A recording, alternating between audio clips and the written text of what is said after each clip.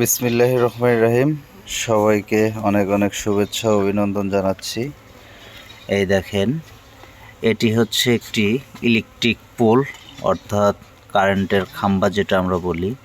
তো দেখেন, এই যে এই খাম্বার এই ফাঁকার ভিতরে যে আমাদের আঞ্চলিক ভাষায় আমরা খুদে বল্লা বলে থাকি বা মৌমাছি বলে থাকি অনেকেই।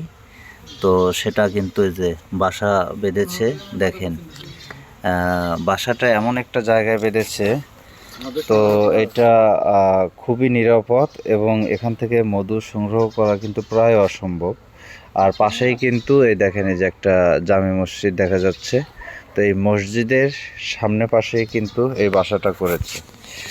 তো ওরা কতটা বুদ্ধিমান হলে এত সুন্দর একটা সুন্দর জায়গায় বাসাটা ওরা পেরেছে বা জায়গাটা নির্ণয় করতে পেরেছে। তো এটার বিষয়ে আপনারা মতামত করে অবশ্যই কমেন্ট বক্সে কমেন্ট করে জানিয়ে যাবেন। ধন্যবাদ।